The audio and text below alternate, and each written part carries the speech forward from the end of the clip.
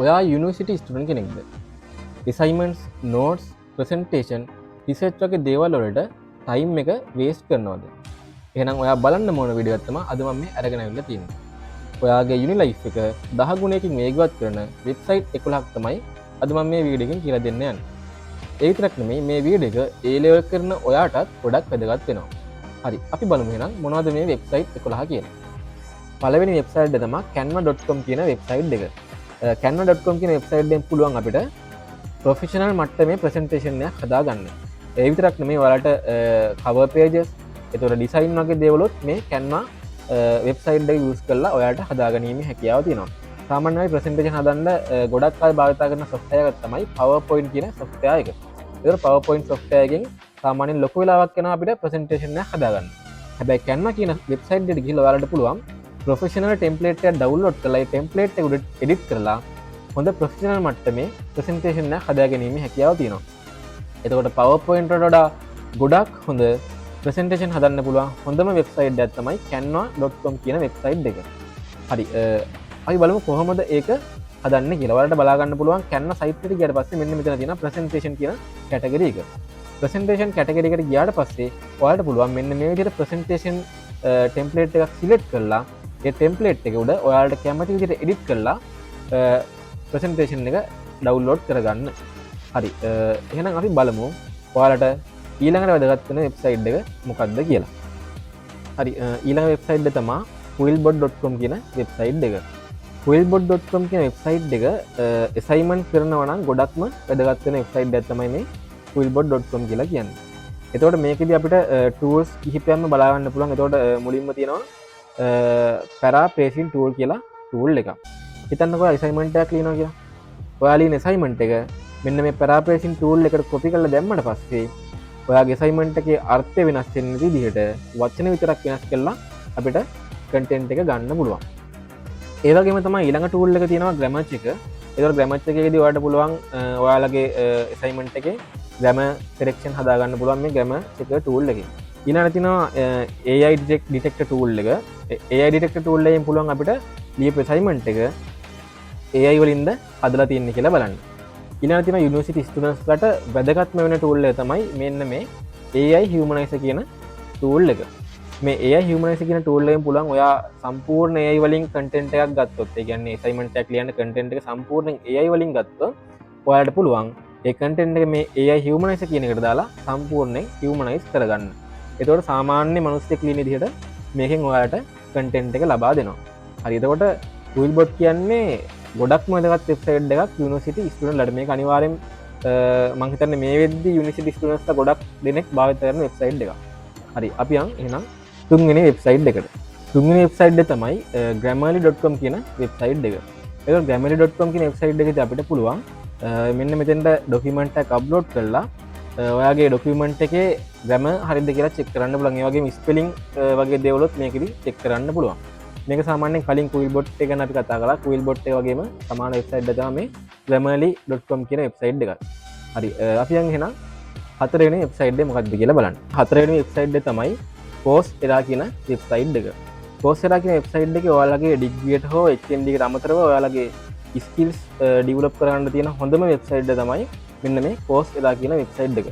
මේකේ සාමාන්‍යයෙන් ඔයාලට ඉන්ටර්නැෂනල් යුනිවර්සිටිස් වල courses බලා ගන්න පුළුවන්. ඒ වගේම ඉන්ටර්නැෂනල් කම්පැනිස් වල courses බලා ගන්න පුළුවන්. Harvard, Google, IBM වගේ ඉන්ටර්නැෂනල් මට්ටමේ කම්පැනිස් සහ යුනිවර්සිටිස් වල courses මේකේ ඔයාලට බලා ගන්න පුළුවන්. ඒතකොට මේකේ ගොඩක් courses free ඔයාලට ඉගෙන ගන්න පුළුවන්. ඔයාලට certificate එක ගන්න නම් පොඩි ගාණක් pay කරන්න ඕනේ. එහෙම නැත්නම් ඔයාලට skills develop කරගන්න ඉගෙන ගන්න ඕන නම් මේකේ ඕන තරම් ඔයාලට courses තියෙනවා. ඒතකොට යුනිවර්සිටි ස්ටුඩන්ට් කෙනෙක්ට යුනිවර්සිටි එකේ ඉගෙන ගන්න දේවල් වලට අමතරව ඔයාලගේ දැනුම වැඩි කරගන්න තියෙන හොඳම වෙබ්සයිට් එකක් තමයි මේ Coursera කියන වෙබ්සයිට් එක. හරි, පස්වෙනි වෙබ්සයිට් එක තමයි EDX කියන වෙබ්සයිට් එක. EDX කියන වෙබ්සයිට් එක යුනිවර්සිටි ලෙවල් එකේ ඔන්ලයින් ලර්නින් ප්ලැට්ෆෝම් එකක්. ඒතර මේකත් හරියට Coursera වගේ වෙබ්සයිට් එකක්. මේකෙදිත් ඔයාලට courses ගොඩක් බලා ගන්න පුළුවන් free තියෙනවා.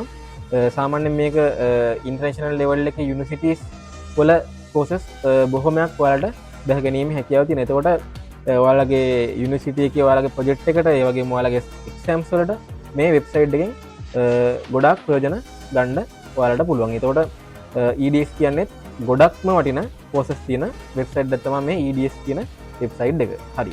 අපි යන් එහෙනම් ඊළඟ 6 වෙනි වෙබ්සයිට් එකට. හරි 6 වෙනි වෙබ්සයිට් එක තමයි Geeks for Geeks කියන වෙබ්සයිට් එක. මේ වෙබ්සයිට් එක විශේෂයෙන්ම වැදගත් වෙන්නේ IT related ඩිග්‍රී කරන ස්ටුඩන්ට්ලාට. එතකොට මේ වෙබ්සයිට් එකේ ඔයාලට Java, Python, JavaScript, machine learning වගේ IT related දැනුම ගොඩක් මේකෙදි ලබා ගැනීමේ හැකියාව තියෙනවා. එතකොට ඔයාලා IT ඩිග්‍රී කරන ස්ටුඩන්ට් කෙනෙක් නම් ඔයාලට ෆ්‍රී ඉගෙන ගන්න තියෙන හොඳම වෙබ්සයිට් එක තමයි මෙන්න මේ Geeks for Geeks කියන වෙබ්සයිට් එක. හරි 7 වෙනි වෙබ්සයිට් එක තමයි allaboutcircuits.com කියන වෙබ්සයිට් එක. එතකොට මේ වෙබ්සයිට් එක ගොඩක්ම විශේෂ වෙන්නේ ඉලෙක්ට්‍රොනික රිලේටඩ් ඩිග්‍රියක් කරන ස්ටුඩන්ට් කෙනෙකුට. එතකොට මේකෙදි ඔයාලට ඉලෙක්ට්‍රොනික සම්බන්ධව තියරි සහ ප්‍රැක්ටිකල් දැනුම හොඳින්ම ලබා ගන්න පුළුවන් වෙබ්සයිට් එකක් තමයි මේ all about circuit කියන සයිට් එක. එතකොට මේක යුනිවර්සිටි ස්ටුඩන්ට්ලාට යුනිවර්සිටි ලෙවල් එකෙන් ඉගෙන ගන්න පුළුවන් හොඳ වෙබ්සයිට් එකක් තමයි මේ වෙබ්සයිට් එක. හරි අපි බලමු එහෙනම් 8 වෙනි වෙබ්සයිට් එක මොකක්ද කියලා. හරි 8 වෙනි වෙබ්සයිට් එක තමයි scribd.com කියන වෙබ්සයිට් එක. එතකොට scribd.com කියන වෙබ්සයිට් එක හරියට නිකන් ඔන්ලයින් ලයිබ්‍රරි එකක් වගේ වෙබ්සයිට් එකක්.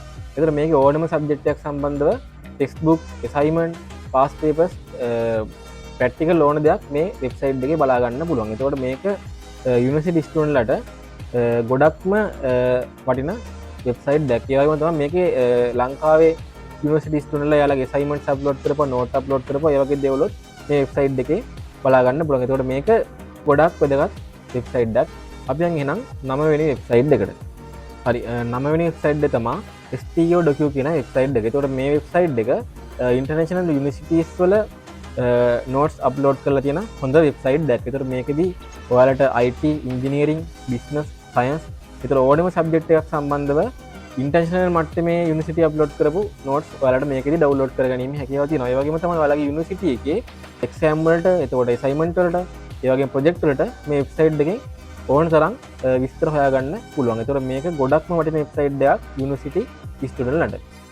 හරි අපි යන් එහෙනම් 10 වෙනි වෙබ්සයිට් එක මොකක්ද කියලා බලන්න. හරි අපි කතා කරන 10 වෙනි වෙබ්සයිට් එක තමයි Google Scholar කියන වෙබ්සයිට් එක. එතකොට Google Scholar කියන වෙබ්සයිට් එක ගොඩක්ම භාවිතා වෙන්නේ රිසර්ච් පේපර්ස් හොයන්න. අපි හිතමුකෝ ඔයා සර්ච් කරන Google සර්ච් කරලා රිසර්ච් පේපර් එකක් ඩවුන්ලෝඩ් කරන මොකක් හරි වෙබ්සයිට් එකකින්. එතකොට ඒ ඩවුන්ලෝඩ් කරපු රිසර්ච් පේපර් එකේ නිර්වද්‍යතාවය සම්බන්ධව අපිට ගැටලුවක් මතුවෙන්න පුළුවන්. හැබැයි මේ Google Scholar කියන සයිට් එකෙන් ඔයාට හරිම නිවැරදි රිසර්ච් පේපර්ස් ඩවුන්ලෝඩ් කරගැනීමේ හැකියාව තියෙනවා.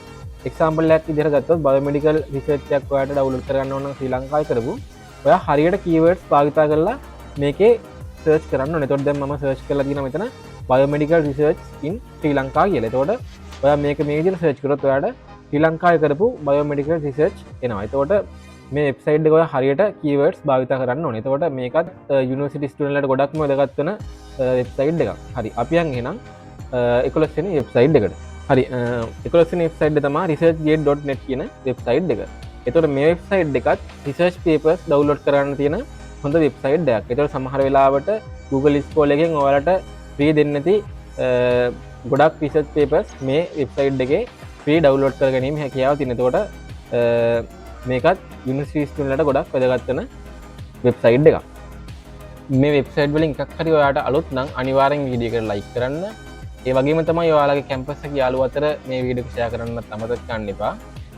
මම අද අරන් ආපු වෙබ්සයිට් වලින් ඔයා පාවිච්චි කරපු වෙබ්සයිට් තියෙනවා නම් ඒ වෙබ්සයිට් ගැන ඔයාගේ අදහස පල්ලෙහින් කමෙන්ට් කරන්න. ඒ වගේම තමයි ඔයාලා දැන් තවත් යුනිවර්සිටි ස්ටුඩන්ට්ලාට අවශ්‍ය වෙන හොඳ වෙබ්සයිට් තියෙනවා නම් අනිත් එකත් දැනගන්න පල්ලෙහින් මතක ඇතුව කමෙන්ට් කරන්න. අපි එහෙනම් අලුත් වීඩියෝ එකකින් හම්බෙමු. මේ වගේ එඩුකේෂන් සම්බන්ධ කන්ටෙන්ට් ඕන නම් අනිවාර්යෙන්ම සබ්ස්ක්‍රයිබ් කරලා තියාගන්න.